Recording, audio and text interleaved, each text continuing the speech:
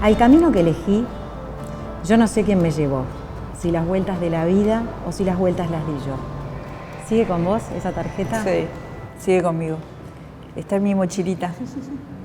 ¿Quién te regaló esa tarjeta? Una amiga, una querida amiga, que me mandó flores con esa tarjeta el día que asumí como presidenta ante él. Bueno, y cuando te haces esa pregunta hoy, ¿qué te respondes? Que tengo que seguir siempre con la gente. Que mi camino no es solo mío, para nada, y que tengo que dar todo de mí. Es así como dice el poema. Uno pone parte de sí, pero en realidad la mayor parte la ponen los demás. Aunque los tiempos sean difíciles, Uruguay y Montevideo han demostrado que siempre es hora de comenzar. Nos comprometemos a trabajar sin pausa, resolviendo el presente, construyendo el futuro, siempre cerca para llegar más lejos. Tenemos un gran equipo, pero con ustedes va a ser el más grande. Gracias. Para el año que comienza, tengo mucho que pedir. Oh, yo, por lo mucho que yo pido, poco es mucho para mí. Quiero tener un trabajo. Intendenta electa, hoy el país tenemos una vicepresidenta y tenemos una intendenta electa. ¿Qué significa eso para nosotros los uruguayos? Para las mujeres también, ¿no? Pero para el país. Bueno, para el país yo creo que es un avance importante porque esto no es mujeres contra hombres, ¿verdad? Más bien se trata de lograr una sociedad mejor. Tenemos cosas contra las que tenemos que luchar codo con codo, como la violencia de género. En general, todo lo que tenga que ver con la irritabilidad en la sociedad. Tenemos que luchar contra eso porque no le hace bien a la democracia. Así que me parece que es un buen signo desde la política y es un buen signo también para la construcción política, que es entre todos, ¿no? La política es una herramienta de plasmar cosas en la realidad, de cambiar la realidad, pero también debe ser una herramienta de construcción moral. En lo personal, para vos haber sido intendenta, electa intendenta, ¿qué significa? En lo personal. En lo personal, un gran entusiasmo. Estamos trabajando muchísimo en estos días ya. Un gran entusiasmo por el equipo de trabajo que tenía muchas ganas de entrar a la cancha y hemos disparado una cantidad de acciones muy importantes, además del plan de emergencia, que en sí mismo son muchas acciones. Es una enorme responsabilidad, mucho entusiasmo, muchas ganas de trabajar, no solo yo, ¿no? El equipo. Bueno, ya vamos a hablar del equipo, porque sí, los equipos para vos son cosas muy importantes, sí, y son la clave del éxito de toda gestión. Sí. Eso lo has comprobado, sí, en todos los lugares que has estado. Sí. Pero también la clave del éxito es en la construcción humana, y hablas de género. Y tu madre y tu abuela tuvieron un papel fundamental en la construcción en tu camino, sí, ¿no? El estudio, la mística del estudio. Te escuché en una entrevista hablando de tu mamá, que era profesora de historia, es profesora de historia, y te decía que quería que hagas una carrera universitaria. Tu abuela, que me encantó esa imagen y me emociona mucho porque hay muchas abuelas y les vemos la vida, esa estructura familiar, qué importante que es en los valores, que decía, pedía silencio cuando Carolina estaba haciendo la tarea. Es así. Es así. ¿Cuánto significó y cuánto te definieron a ti, tu abuela y tu mamá? Uf. Yo soy gracias a ellas. No me cabe duda.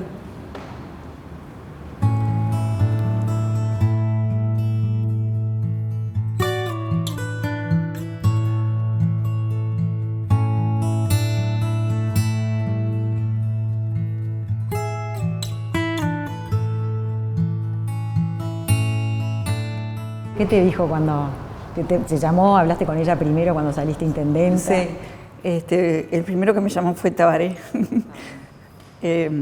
Cuando el teléfono quedé libre, llamé enseguida a mi madre y a mi padre.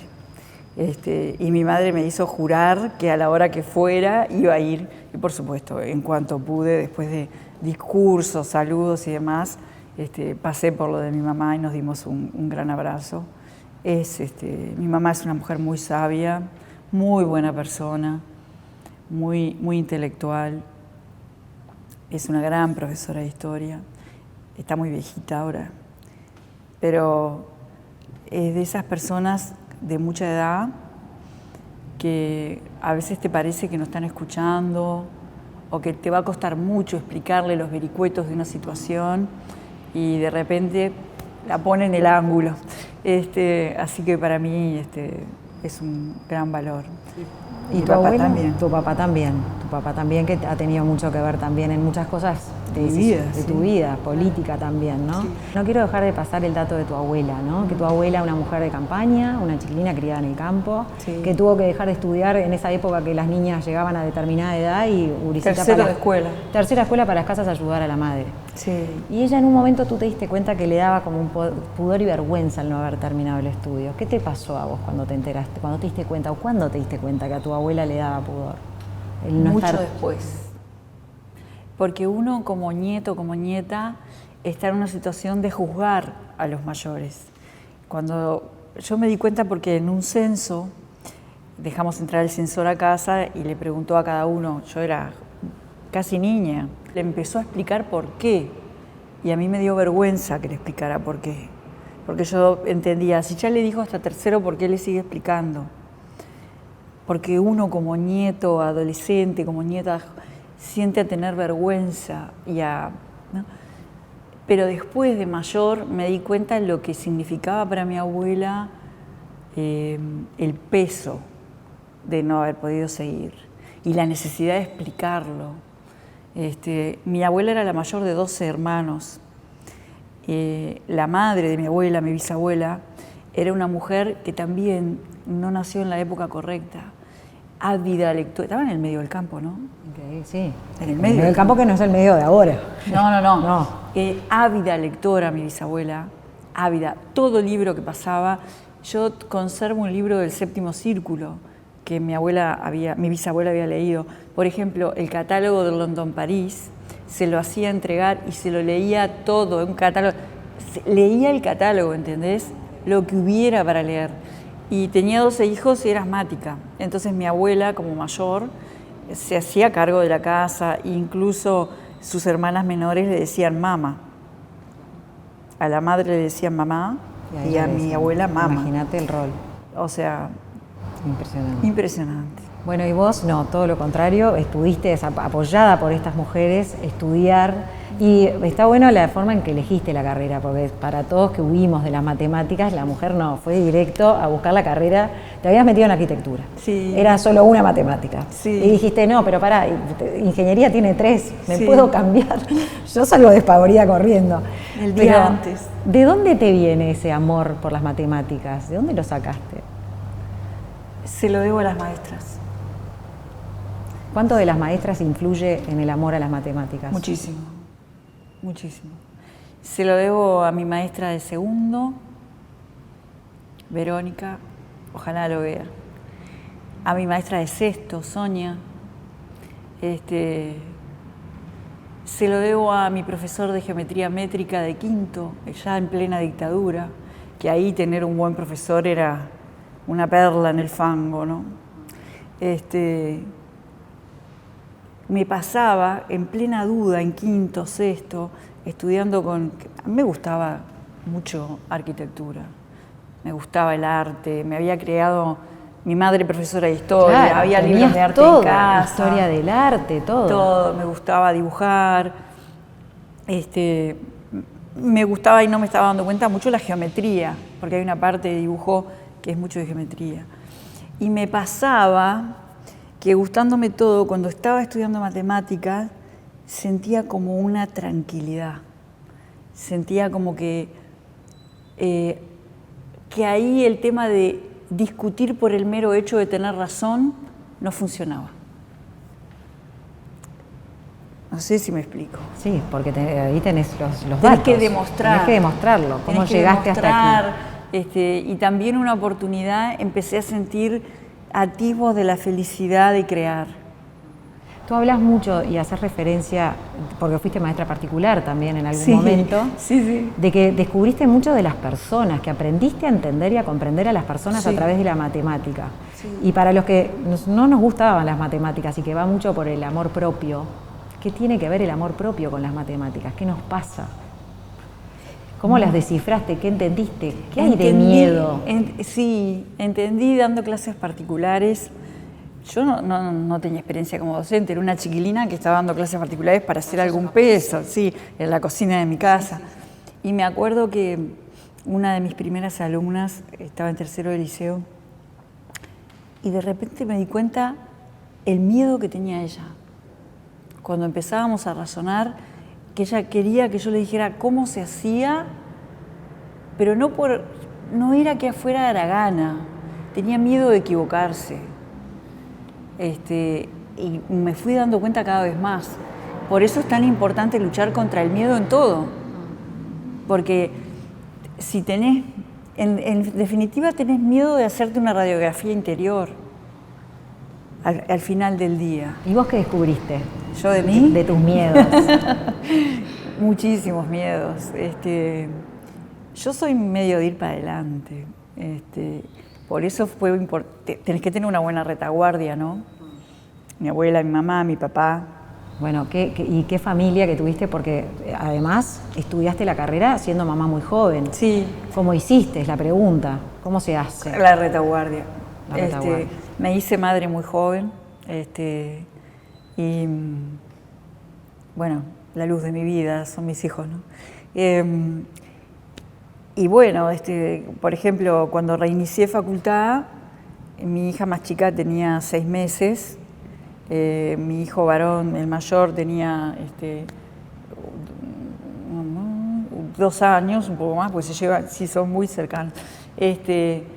Y mi hija todavía le daba de mamar, bueno, entonces iba a facultad, me llevaba 1 hora llegar, iba a determinadas clases que para mí eran muy importantes y estar en toda la clase, volvía corriendo, la estaban abarajando para que yo le diera de mamar, sí. Y esa era mi abuela, mi madre, si no, no lo hubiera hecho. Y mis compañeros de facultad, yo vivía muy lejos porque vivía en Villa Española, mis compañeros que me ayudaban. ¿Eran más jóvenes? ¿Estaban en la misma que vos? ¿Estabas en la misma edad? Estábamos más o menos. ¿Estaban en la misma edad? Estábamos más o menos en la misma edad. Porque yo abandoné facultad 2 años nada más. Y retomaste en segundo en el año 83, sí, con la generación del 83, sí. que no es una generación menor, porque No. es una generación militante. Sí. ¿Qué es la generación del 83 de la Facultad de Ingeniería?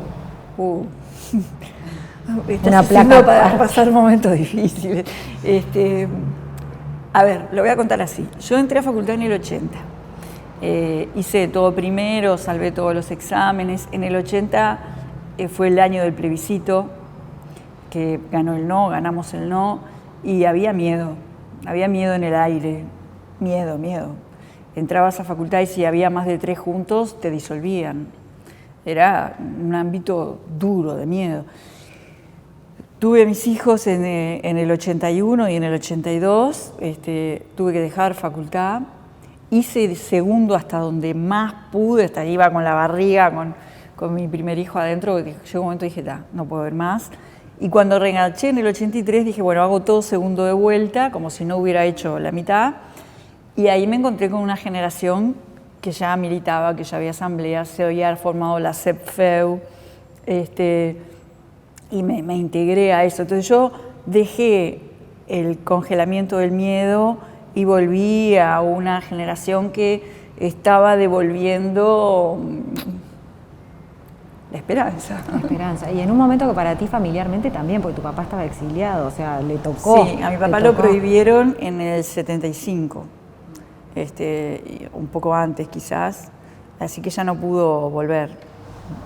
¿Estuvo viviendo en Buenos Aires? Estuvo viviendo en Buenos Aires, sigue viviendo en Buenos Aires, y yo no lo vi hasta el 76, que ya eran otros momentos donde no era tan fácil viajar como puede serlo. Bueno, ahora estamos en pandemia, pero fui con permiso de menor, que era complicado, porque, o sea, era todo un trámite complejo y fui sin haberlo visto durante un año entero.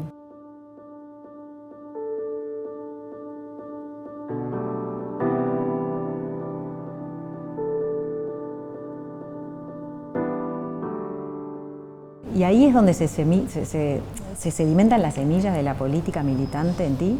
¿Es ahí? ¿O fue más adelante? Fue antes. Yo era muy niña y ya, yo qué sé. Yo fui un testigo un poco inconsciente de lo que pasaba cuando se generaba el frente, pero veía la esperanza. ¿Testigo cómo? Testigo. Porque, por ejemplo, yo un día estaba en las elecciones del 71, en la televisión me acuerdo que era blanco y negro, y por lo menos sí era blanco y negro. Pasaba avisos todo el tiempo, no me acuerdo muy bien, pero sí me acuerdo de mi padre llamándome al grito que viniera a ver, y era el aviso en el que pasaba Sereñi. Y como que me hizo ver eso y me fue explicando lo que era el frente. Yo no entendía nada, pero me decía como que había un logro. El logro era haber juntado a toda la izquierda. Y me transmitía esperanza. Sí, una esperanza, pero de un hombre joven, un artista, un intelectual, que me decía, ahora sí. Entonces yo eso nunca lo olvidé. Después, como el fuego encendido, esa sí, mecha está ahí. Después en mi familia hubo gente presa. El hijo de mi abuela, mi padre sin poder venir. Entonces como que los jóvenes estábamos, los adolescentes, en una situación de autocallarnos porque podíamos hacerle un daño a nuestra familia, y de llevar adentro. Uno no andaba diciendo tengo a mi tío preso, porque ponía la mira. Claro, ponían en riesgo al resto de la familia. Claro, entonces es muy difícil transmitir eso, y por eso tenemos que defender la democracia, por eso tenemos que defender bajar un par de cambios la irritabilidad, sacar el tabú de las diferencias, admitir que podemos tener diferencias por más profundas que sean, pero sentarnos a hablar en una mesa. Y cuidar la democracia. Es eso, cuidado. Es eso. Pero volviendo, bueno, la militancia política como per se, eso aparece en el 83. En el 83. Paralelamente con una carrera y además después para salir a trabajar. ¿Cuál fue tu primer trabajo, te acordás? Sí, en una academia que quedaba cerca de facultad. Mi primer trabajo... Que no tenía, que era para que no era en la cocina de mi casa, dando clases particulares. Y luego cuando pudiste hacerte el título... Yo trabajé antes del título, bueno, esto todo era antes del título, ¿no? Después conseguí trabajo en 2 empresas privadas, en el área de ventas, digamos, de temas técnicos, y en el área de telecomunicaciones. Me recibí, trabajé como ingeniera independiente, muchísimo.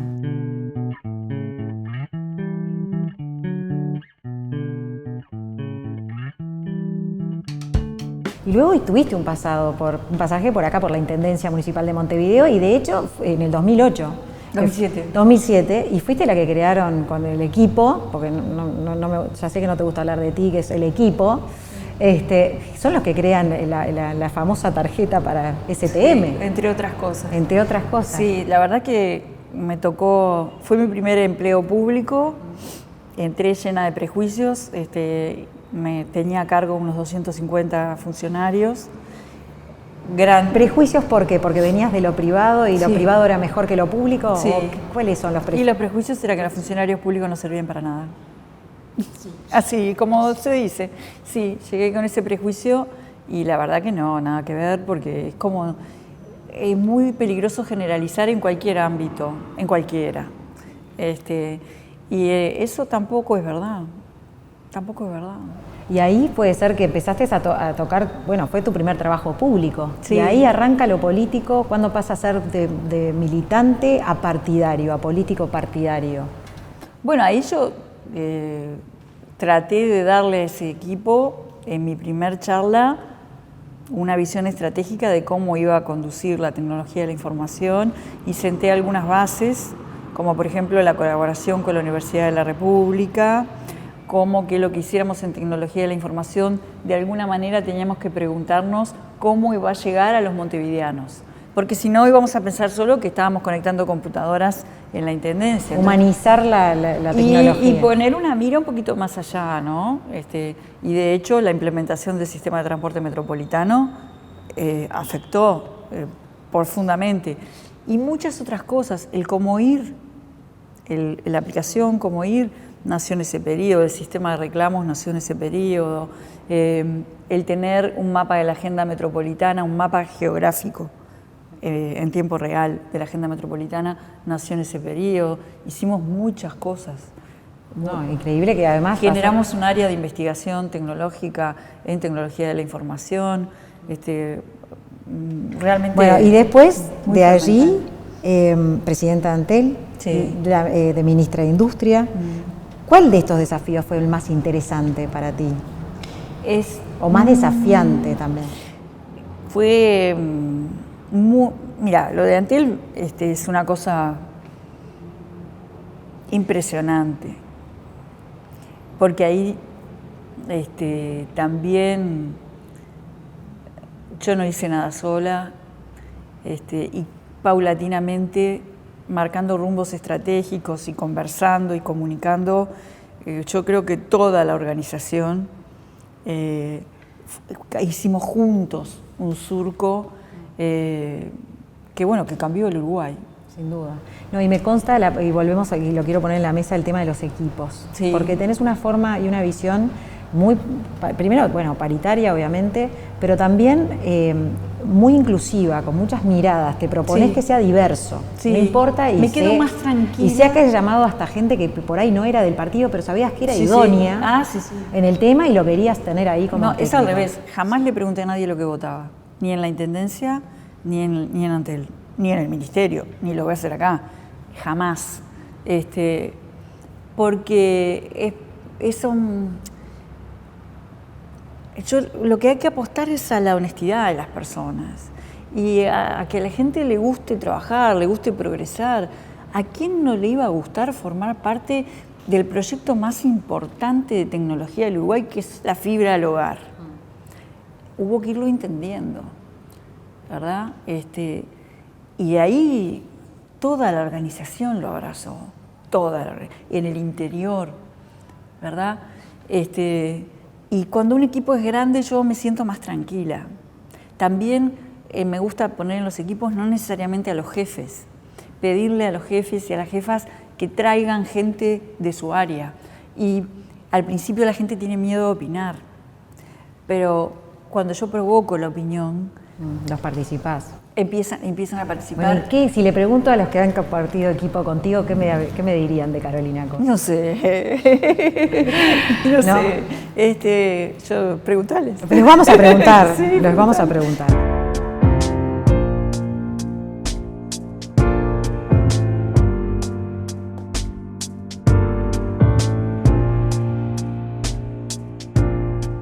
Quizás por tu perfil también de mujer, de ingeniera, sos firme. Has tenido gestiones muy importantes en lo que es Antel y en el Ministerio de Industria también. Sí. Te voy a terminar de responder la pregunta anterior. ¿Viste Antel o ministra? Como ministra, yo aprendí lo que es la actividad de gobierno. Claro, porque en uno es de gestión, está bien el parate, porque uno es de ejecución y gestión de una empresa. Política igual, las dos son cosas políticas, pero bien político. Gobierno. Ahí eso fue un cargo gobierno político. Nacional, con el liderazgo de Tabaré. ¿Y qué aprendiste ahí con el ministerio? En lo político, en la construcción política. En lo político. Es difícil decir lo que aprendí de Tabaré, muy difícil. Su firmeza de principios, su constante necesidad de tener todos los elementos sobre la mesa y de marcar un rumbo. Aprendí la necesidad de comunicar mucho, de estar al lado de la gente. Quizás debiéramos haber comunicado más o de otra manera. Pero también viví experiencias que creo que los uruguayos no llegamos a entender el significado. Cuando hacíamos los consejos de ministros en el interior, en pueblos de 500 habitantes, de 1000 habitantes, lo que pasaba ahí era un fenómeno de la democracia. muy difícil de transmitir. Democracia directa, porque es cuando el presidente va con los ministros y cualquiera del pueblo le puede hablar. Parece una novela de Tolstoy. Ese fenómeno de la democracia, no sé si lo llegamos a aquilatar, pero yo lo viví y no me lo olvido. ¿Qué imagen, por ejemplo, tenés? ¿Alguna anécdota con respecto a eso? Porque me imagino que llegar el presidente, que los vecinos tengan acceso generalmente al país olvidado, ¿no? O que nos vienen a buscar cuando estamos en campaña. Sí, bueno, eso precisamente fue lo que nos hizo Tabaré, ¿no? Porque nos tenía, te explico, preparar un Consejo de Ministros del Interior, era mucho trabajo porque se abrían consultas, todas las consultas llegaban antes, teníamos que ir con respuestas, o sea, nos movía mucho. Sí, tengo muchos recuerdos. ¿Te gustaría implementar algo así con la Intendencia? Sí. De llevarla a los barrios, de tener esa... Sí, lo voy a hacer.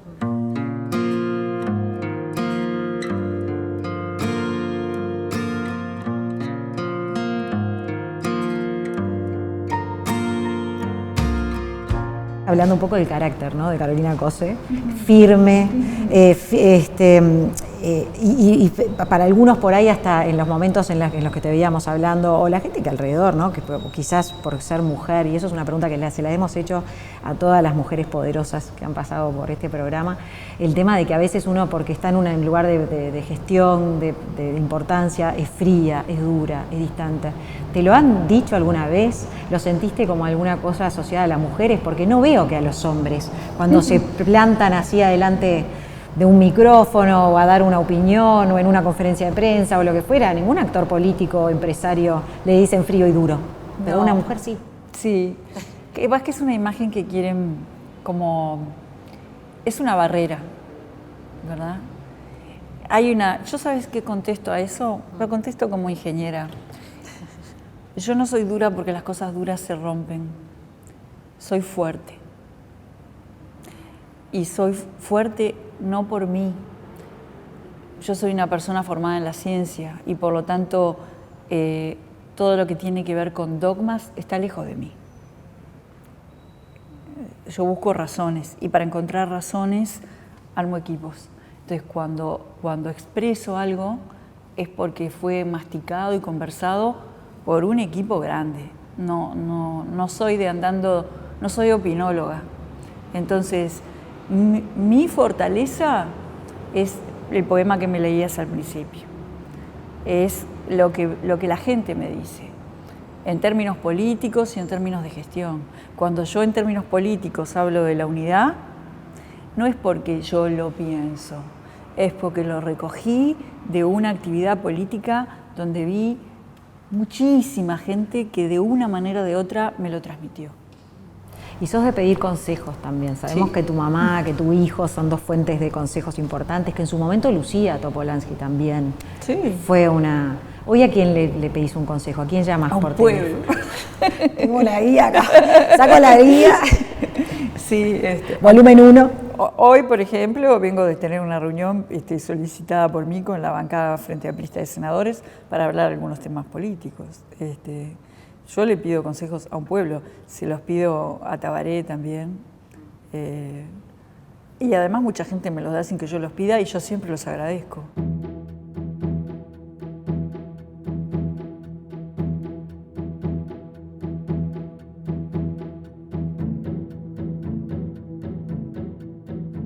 Carolina, bueno, y el hecho de que te hayan llamado en su momento Mujica y Lucía para ser candidata, precandidata, en el 2016-2017 también debe haber sido la constatación de que había un camino que se estaba empezando a surcar, de una carrera política propia.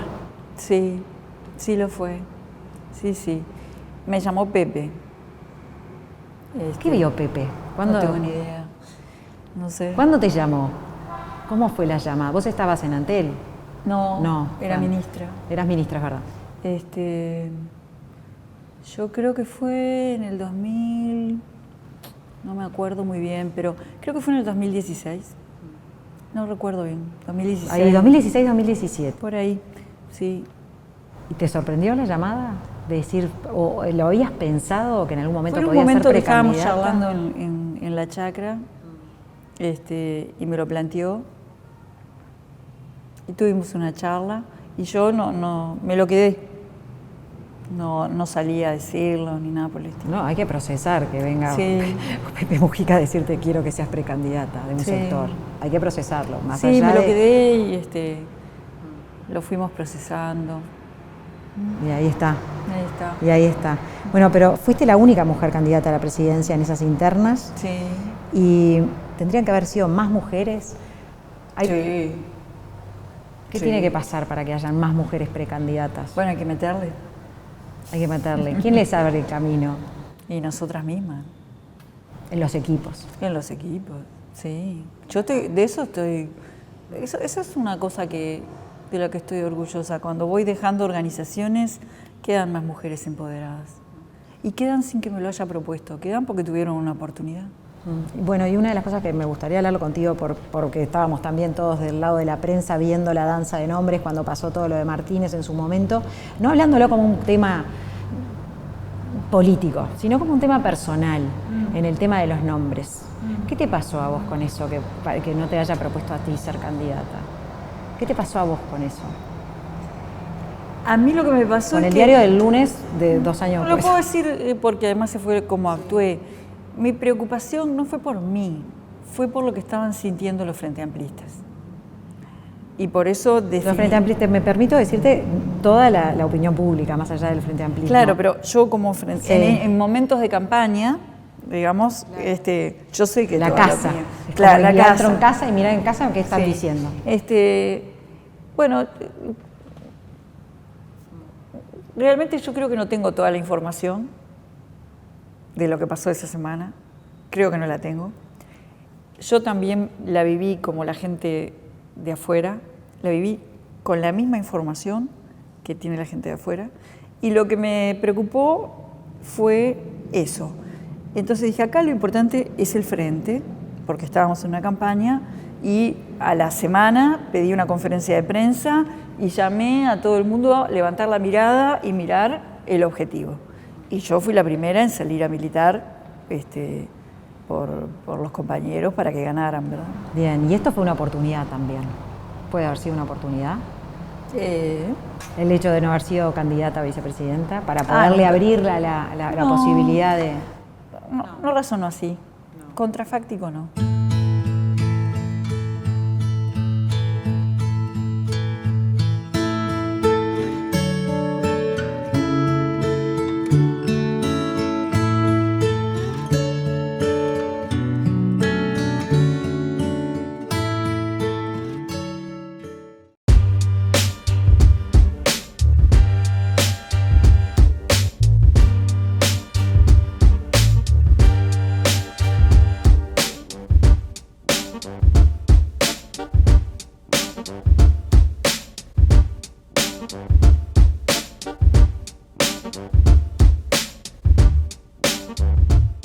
¿Qué cosas te dan placer de la vida y qué te da felicidad? ¿Qué cosas no dejas de hacer por nada del mundo además de la natación? ¿Nadaste hoy? No, no se puede. Ay, es verdad, te cerraron el gimnasio. Me cerraron el gimnasio, sí. ¿Qué cosas me dan placer? Me gusta mucho leer. Estoy un poco atrasada con eso.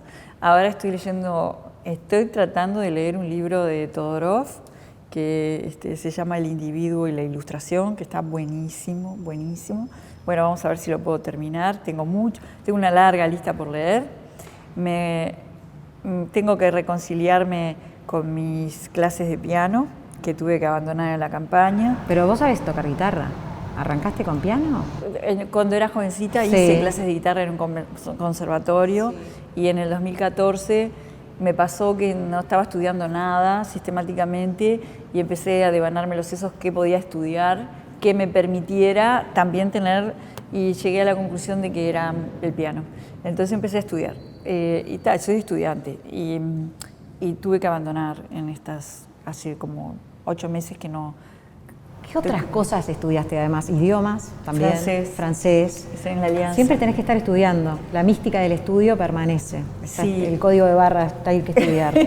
Hay que estudiar. Hay que estudiar. Después me enteré que en la antigüedad, para los griegos, la música era una de las ramas de la matemática. Claro. La cantidad de científicos los médicos, mira Drexler. Más me adentro en la música, que como estudiante, soy una simple estudiante, pero puedo hacer varias analogías. O sea, está cargada de cuestiones de la matemática.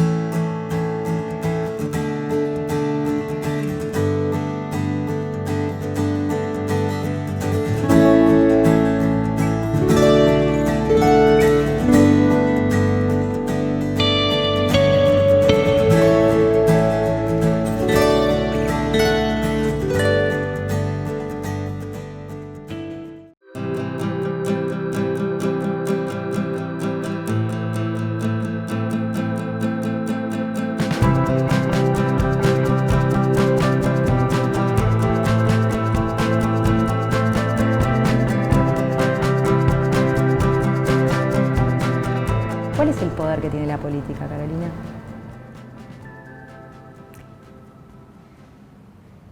El poder es un problema. Shakespeare estaba obsesionado con el problema del poder. Romeo y Julieta, por ejemplo. Macbeth. Todas. Pero estoy nombrando una que la gente... Sí, la que más conoce. Conoce, ¿verdad? Es una historia de amor víctima del poder. El poder es de lo más peligroso para el ser humano. La labor de la política es administrarlo y distribuirlo. ¿Y cómo haces para que eso, porque hay una vuelta hace mucho tiempo, alguien me dijo, la política, el ser presidente, el conseguir un cargo es una carrera, una carrera y una conquista del poder, de llegar a ese lugar de poder, todos, o sea... Puede ser visto así o puede ser visto de otra manera. ¿Cómo haces para mantenerte? Porque el poder te lo dan las personas también, la investidura. La responsabilidad. Es la responsabilidad. Como decimos los ingenieros, ahora tiene que andar. Es una carrera para tener la oportunidad de hacer cosas. Yo lo siento así.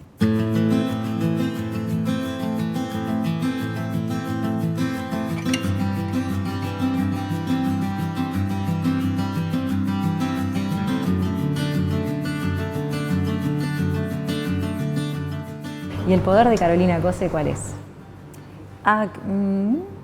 Mi potencialidad, no mi poder. Yo no tengo poder. Convencer. Escuchar. Capaz que mi mayor poder es escuchar. Muchas gracias, Carolina. Dale, gracias.